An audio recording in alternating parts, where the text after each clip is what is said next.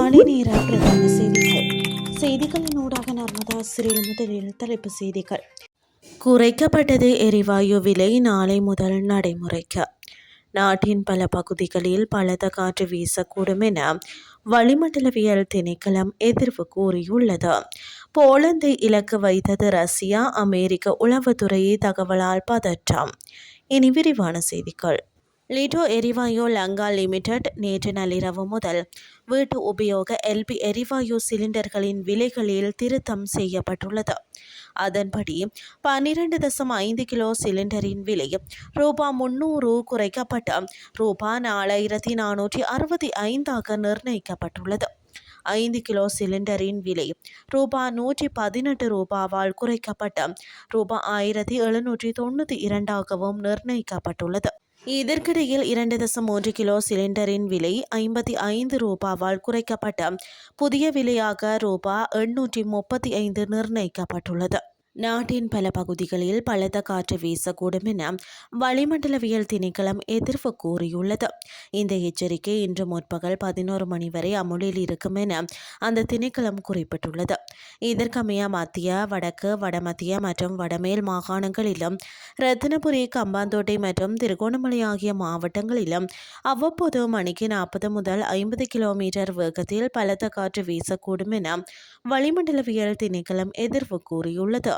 தென்மேற்கு பருவமழை செயற்பாடு அதிகரித்துள்ளதன் காரணமாகவே இந்த நிலைமை ஏற்பட்டுள்ளதாக வளிமண்டலவியல் திணைக்களம் தெரிவித்துள்ளது.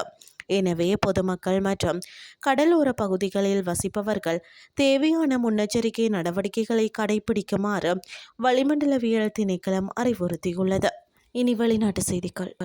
ரஷ்யாவிடமிருந்து வரும் அச்சுறுத்தல்களை தொடர்ந்து போலந்து பாதுகாப்பு சூழ்நிலைகளை எதிர்கொள்ள தயாராகி வருவதாக அந்நாட்டின் பிரதமர் டொனால்ட் டஸ்க் அறிவித்துள்ளார். நேட்டோ அமைப்பின் தற்காப்பு உறுதியை சோதிப்பதற்காக போலந்து எல்லைக்குள் ரஷ்யா அத்துமீற திட்டமிட்டுள்ளதாக அமெரிக்க உளவுத்துறை எச்சரித்துள்ளதை தொடர்ந்து அவரின் இந்த அறிவிப்பு வெளியாகியுள்ளது. இதேவேளை போலந்து ஜனாதிபதி கரோல் நவ்ரோக்கிக்கு நெருக்கமான வட்டாரங்களை மேற்கோள் காட்டி அந்நாட்டு ஊடகம் ஒன்று வெளியிட்டுள்ள செய்தியில், போலந்து மீது தாக்குதல் நடத்தப்படும் சதித்திட்டம் குறித்து வர்சா நகருக்கு அமெரிக்கா பலமுறை எச்சரிக்கைகளை அனுப்பியுள்ளதாக குறிப்பிட்டுள்ளது. அதன்படி போலந்தின் முக்கிய உள்கட்டமைப்புகளை இலக்கு வைத்து ஏவுகணை அல்லது ட்ரோன் தாக்குதலை நடத்த அல்லது நேட்டோ எல்லைக்குள் ரஷ்ய வீரர்களை ஊடுருவ செய்ய திட்டமிட்டிருக்கலாம் என கூறப்படுகிறது.